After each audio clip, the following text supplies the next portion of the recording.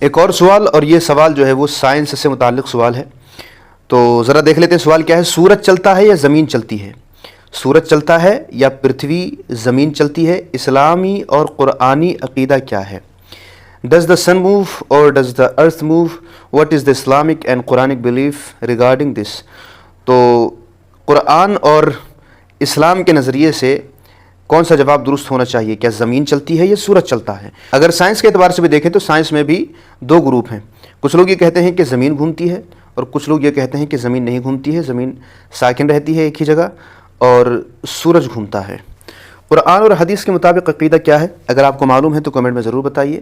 Option سے دیکھ لیتے ہیں۔ پہلے زمین، پرتھوی چلتی ہے، زمین متحرک ہے اور سورج ساکن ہے، یعنی سورج رکا ہوا ہے۔ سورج چلتا ہے، سورج متحرک ہے اور زمین ساکن ہے، یہ دوسرا آپشن ہے۔ تیسرا آپشن یہ ہے کہ دونوں متحرک ہیں، یعنی زمین بھی چلتی ہے اور سورج بھی چلتا ہے۔ چوتھا آپشن یہ ہے کہ دونوں ساکن ہیں، یعنی نہ تو سورج چلتا ہے نہ زمین چلتی ہے۔ ایک اور آپشن ہے مجھے معلوم نہیں ہے، اللہ تعالیٰ مجھے علم نافع عطا فرمائے۔ بتائیے ذرا آپ کو کیا اس کا جواب معلوم ہے؟ تو میں آپ کو بتاؤں کہ قرآن اور حدیث کے مطابق جو عقیدہ وہ یہ ہے کہ زمین نہیں چلتی ہے، زمین رکی ہوئی ہے، ساکن ہے، اور سورج چلتا ہے۔ یہ قرآنی عقیدہ ہے۔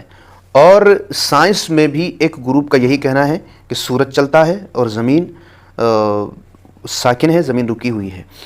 تو آئیے دیکھ لیتے ہیں اس پر کلک کر کے کیا ہمارا اندازہ ٹھیک ہے۔ تو جی ہاں، قرآنی عقیدہ یہی ہے کہ زمین ساکن ہے۔